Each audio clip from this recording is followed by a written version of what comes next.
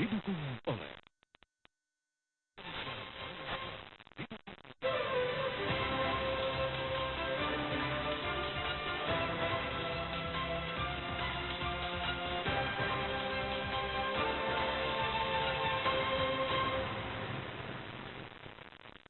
delapan belas profesional dan 16 profesional partai.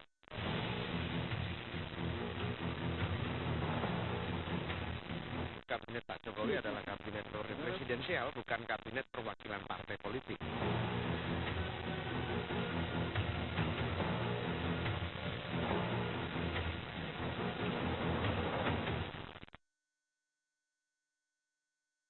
Demi Allah, saya bersumpah akan memenuhi kewajiban Presiden Republik Indonesia.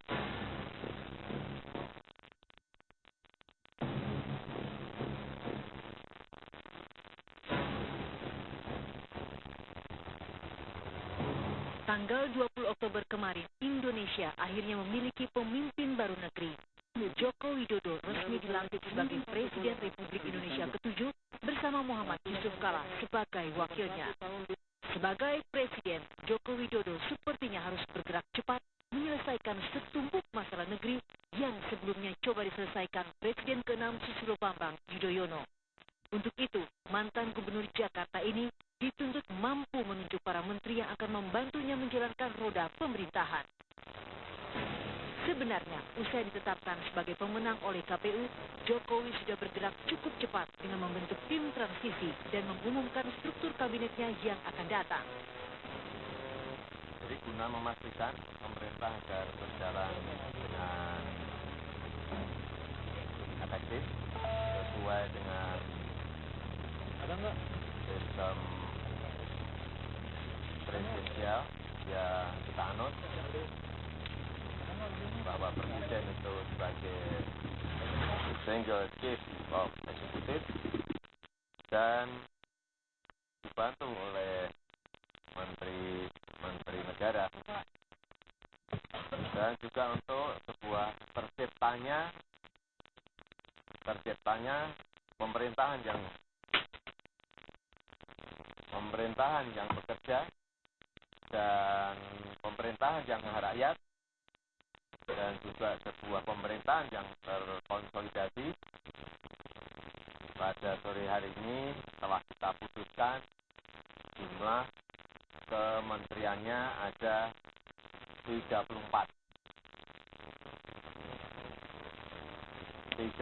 kementerian yang nanti akan diduduki oleh pembagiannya oleh 18 profesional dan 16 profesional partai. Jadi 18 profesional dan 16 profesional partai. Menko tetap 3, Wamen,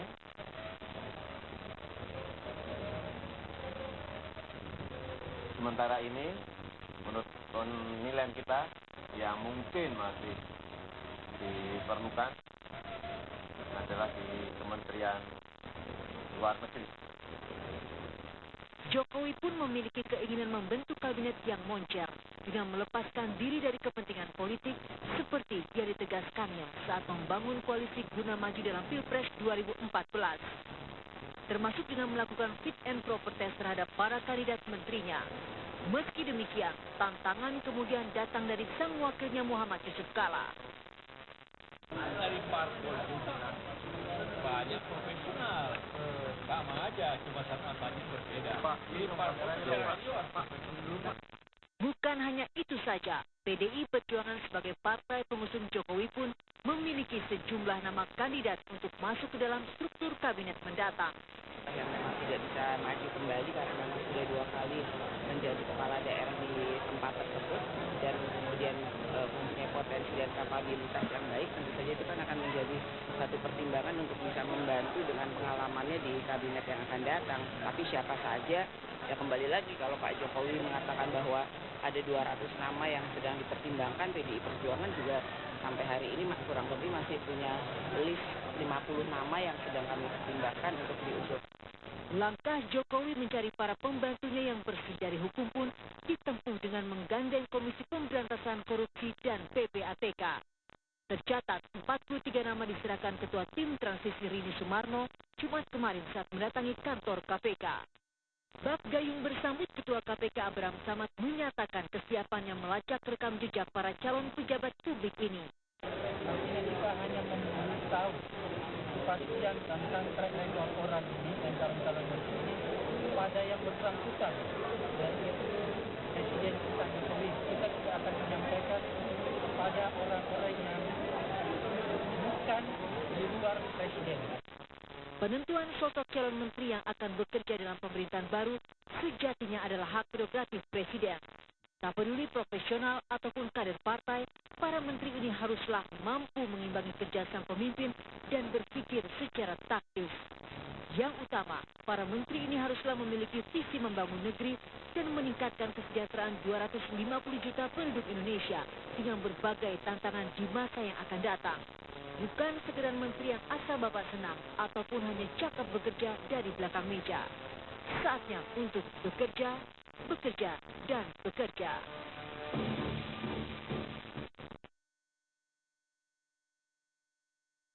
Indonesia Lawyer Club edisi malam ini hadir kembali dengan tema Jokowi JK mencari menteri yang bersih. Dan kini kita sambut Presiden Indonesia Lawyer Club, Gardi Asia. Pemirsa, kita bertemu kembali di Indonesia Lawyer Club dengan tema yang sangat hangat karena menyusul kemarin pelantikan dari Presiden dan Wakil Presiden terpilih Jokowi dan JK. Hari ini adalah hari-hari menunggu siapa yang duduk di kabinet beliau yang akan memerintah sampai 2019 nanti. Dan ternyata tidak gampang rupanya memilih menteri yang bersih.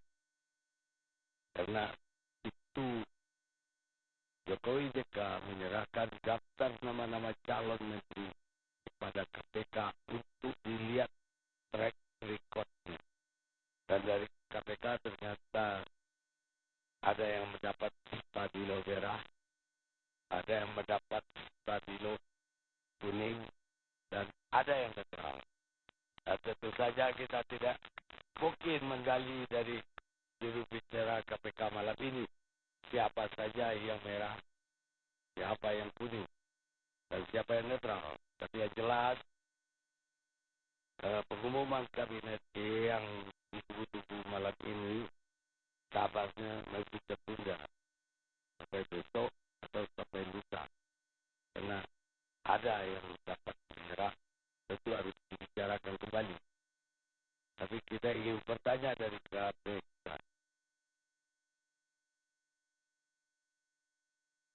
Selamat malam, Ustaz. Selamat Anda jadi deputi, naik pangkat jadi deputi KPK. Saya kira sebuah promosi dan apresiasi dari KPK, tapi sebenarnya dari publik. Karena menurut publik Anda itu layaknya komisioner, jadi bukan deputi. Dan malam ini Anda ya nanti mewakili berarti juru bicara di KPK. Saya masih juru bicara KPK sampai ada yang mengajukan. Sekarang masih statusnya juru bicara khusus deputi pencegahan. Yang diganti adalah kepala biro humasnya. Jadi juru bicara itu bukan struktural, mungkin banyak yang tidak paham. Jadi deputi itu ya, jadi juru bicara bisa aja. Jadi penunjukan kalau juru bicara. Baik. Ini ada tugas baru KPK. Kan?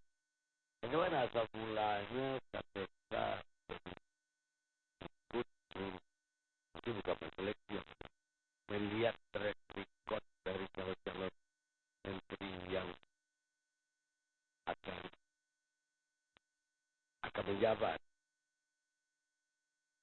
Ya, baik.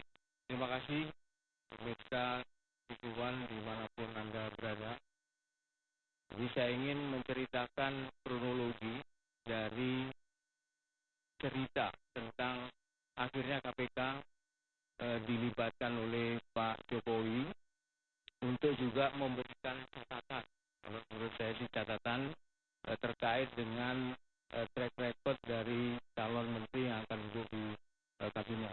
Saya kira ini tradisi baru yang perlu diapresiasi. Hari Jumat pekan lalu kami menerima amplop yang berisi nama-nama calon menteri kabinet Pak Jokowi.